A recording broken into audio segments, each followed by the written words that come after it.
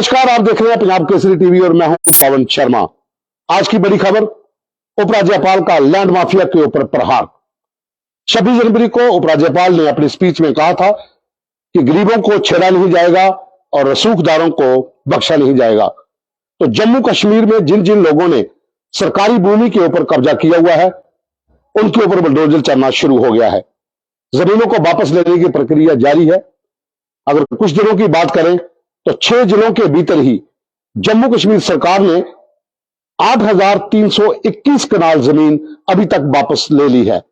इस 8,321 कनाल जमीन के ऊपर कांग्रेस, पीडीपी, एनसी और भाजपा व अन्य जो बड़े लैंड ग्रैबर हैं, उनका कब्जा था।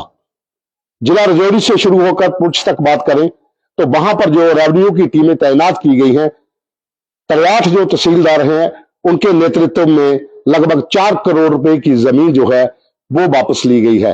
तो इसी तरह के आंकड़े जो है वो बताऊंगा कि इस समय जिला रामबन, जिला रियासी, जिला डोडा, जिला जम्मू, कठुआ और राजौरी और साथ ही जिला सांबा, यहां पर बड़े पैमाने के ऊपर एक ड्राइव शुरू की गई है। उन लोगों को, जिन लोगों के पास सरकारी जमीन, जो घास चराई की जमीन है या फिर फॉरेस्ट लैंड है या स्टेट लैंड है, उसके ऊपर जिनका कब्जा है, उनके ऊपर प्रहार इस समय राज्यपाल का, उपराज्यपाल का जारी है। जम्मू कश्मीर के भीतर national conference, PDP, Congress, Bhajpa और दूसरे कई बिजनेसमैन, वीआईपीज का अगर बात करें तो आईएएस, आईपीएस, इनके पास बहुत सी जमीन जो है वो सरकारी है। उसकी निशानदेही कर ली गई है, लिस्टें तैयार हो चुकी हैं, कुछ लिस्टें बाहर आई थी। हालांकि उस लिस्ट के ऊपर भी विवाद था कि ये किसने जारी की और इसमें सही नाम है या गलत है, वो सरकार की तरफ से उसका जवाब दिया जा सकता है कि वो नाम सही थे या गलत थे। लेकिन हम जो रिपोर्ट आज कर रहे हैं वो सरकारी आंकड़ों के आधार पर है कि इस समय जम्मू कश्मीर के भीतर बड़े पैमाने के ऊपर ये ड्राइव शुरू की गई है। बुलडोजर चलना शुरू हो चुका है। बहुत से मकान तोड़े जाएंगे, बहुत सी दुकानें तोड़ी जाएंगी, बहुत से बैंक्वेट हॉल तोड़े जाएंगे, या फिर दूसरी जो इमारतें बनी है जिनमें होटल भी हैं, रेस्टोरेंट भी हैं, जो सरकारी जमीनों के ऊपर हैं, वो अब सरकार के निशाने पर हैं। कुछ दिन पहले ही कश्मीर में नेशनल कॉन्फ्रेंस के एक बड़े नेता अली मोहम्मद सागर, उनका एक मकान था जिसका सरकार का कहना है कि वो सरकारी जमीन के ऊपर था, घास चराई की वो जमीन थी जिसके ऊपर वो बनाया गया था, उसको तोड़ दिया गया। पीडीपी के एक नेता की बिल्डिंग को तोड़ दिया गया। और जम्मू संभाग के भीतर अगर हम बात करें तो यहां पर भी बड़े पैमाने पर जमीनों को छुड़ाया गया है जिनके ऊपर बड़े लोगों का कब्जा था, जो पॉलिटिकल बैकग्राउंड के थे, वो डिफरेंट पार्टीज के हैं, भारतीय जनता पार्टी के हैं। भारतीय जनता पार्टी के राजौरी के बड़े नेता जो मंत्री भी रह चुके हैं, अब्दुल गनी कोहली, उनका भी नाम है कि उनके पास भी सरकारी जमीन है जिसके ऊपर उनका कब्जा है, वो भी अब खाली होने की कगार पर है। साथ ही आज जो बड़ी खबर है कि भारतीय जनता पार्टी के एक वरिष्ठ नेता, जम्मू कश्मीर के भारतीय जनता पार्टी के जब सरकार थी उस समय उप मुख्यमंत्री थे, उनके पास घेंक जो बलवाल तहसील है वहां पर 23 कनाल के करीब जो आंकड़े हैं सरकारी, उसके तहत 23 कनाल 9 मरला जमीन है जो बलवाल तहसील के कैंक गांव में थी, वो वापस ली गई है।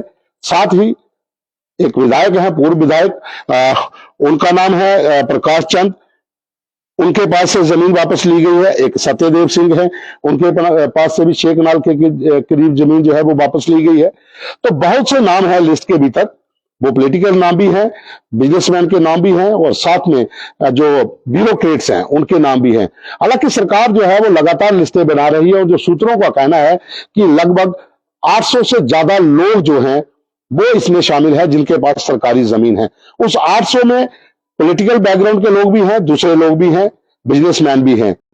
तो एक एक करके सबका नंबर आएगा। जैसा कि उपराज्यपाल ने कहा था कि गरीबों को छेड़ा नहीं जाएगा और रसूखदारों को बख्शा नहीं जाएगा। और एक और सूत्रों ने बताया है कि सरकार अब एक नई प्लानिंग कर रही है कि जो गरीब लोग हैं जिनके पास सरकारी जमीन है, उनका एक फिक्सअप किया जाएगा कि 10 से 15 मरले के बीच में जिनके पास जमीन है वो उनको अलॉट की जा सकती है।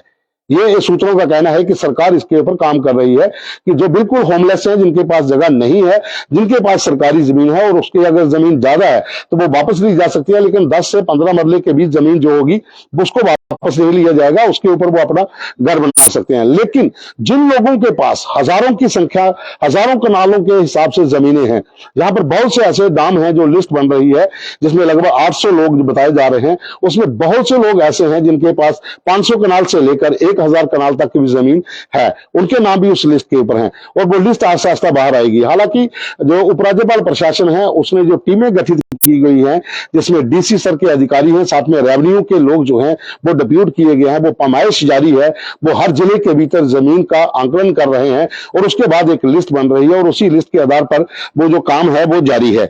इसे अगर हम बात करें तो रामबन में 2377, जम्मू में 63 और कठुआ में 733, राजौरी में 3635, डोडा में लगभग 11 करोड़ रुपए की जमीन जो है ये वापस ली जा चुकी है। कुल जो था वो 8321 के करीब का आंकड़ा है जो बताया गया है कि अभी तक सरकार ने जो वापस लिया है, जिसमें national conference, PDP, Congress, BJP और कुछ जो गुलाम नबी आजाद की पार्टी है डीएपी, उसके साथ जुड़े हुए कुछ लोग हैं जिनकी जमीनें हैं, उनके ऊपर भी नजर सरकार की है। जो एक लिस्ट बन चुकी है, एक आंकलन हो चुका है कि कितनी जमीन जो है वो लोगों के पास है, क्योंकि ये मामला बहुत पुराना है। जब रोशनी स्कीम आई थी और रोशनी के तहत बहुत सी जमीनें जो थी वो लोगों ने अपने नाम पे अलॉट करवाई थी, वो चाहे पश्चिमी पाकिस्तानी रिफ्यूजी थे उनके पास भी है, जहां पे दूसरे लोग जो दूसरे गांव में रहते हैं, जो काफी जमीनें उस समय बंजर पड़ी हुई थी, वो रोशनी एक्ट के तहत लोगों ने अलॉट करवाई थी।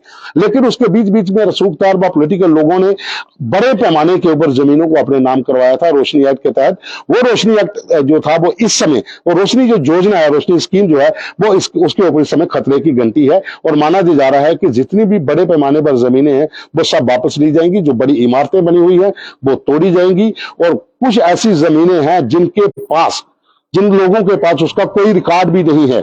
रोशनी स्कीम को तो छोड़िए, फॉरेस्ट विभाग की कुछ ऐसी जमीनें हैं जिनके ऊपर जबरन कब्जे हैं और वहां पर स्ट्रक्चर खड़े कर दिए गए हैं। उन स्ट्रक्चरों को तोड़ने की भी योजना बन चुकी है और जमीन को वापस लेने की तैयारी भी की जा चुकी है। और साथ ही ये बता दूं कि जिला पुंछ का सुरनकोट का ऐसा इलाका है, उस इलाके में हालांकि बहुत से गरीब लोग भी हैं जिनके पास फॉरेस्ट की लैंड है या स्टेट लैंड है, लेकिन कुछ वहां पर ऐसे भी रसूखदार लोग हैं, कुछ राजनीतिक समर्थक हासिल करने वाले लोग हैं जिनके पास हजारों कनाल के करीब जमीन है, जिसकी एक पूरी पैमाइश की जा चुकी है। वो जमीन जल्द वापस होगी। जम्मू संभाग में आज बिश्नाह तहसील के बिश्नाह का जो इलाका है वहां पर भी एक लगभग 23 कनाल के करीब जमीन जो है वो खाली करवाई गई है। अभी और सी बहुत सी जमीन है जो आरएसपुरा सेक्टर में है, बिश्नाह सेक्टर में है और खास करके सांबा का भी बहुत सा इलाका फॉरेस्ट के साथ जुड़ा हुआ है, जो बिलावर के साथ टच करता है। जहां फिर डिंगाम से लेकर हम आगे की बात करें, उस बसोली की तरफ चलते हैं तो वहां पर भी, और खास करके सांबा और बीजेपी का जो रेलवे ट्रैक पार करते हैं तो वहां पर भी बहुत सी जमीन ऐसी है जिसके ऊपर जबरन कब्जा है, जिसकी पैमाइश हो रही है, जिसकी लिस्टें बन रही हैं, जिसके आकलन किया जा रहा है कि कितनी जमीन लोगों के पास है और कौन कौन वो लोग हैं। बहुत जल्द वो जमीन भी वापस होगी। तो आज की खबर यही थी कि उपराज्यपाल प्रशासन का प्रहार जो है वो लैंड माफिया के ऊपर शुरू हो चुका है और लगातार जमीनों को वापस लेने का सिलसिला जारी है, जिसमें उपराज्यपाल ने साफ कहा था कि गरीबों को उनको हम राहत देंगे, लेकिन सूखदार जो है उनको हम छोड़ेंगे नहीं।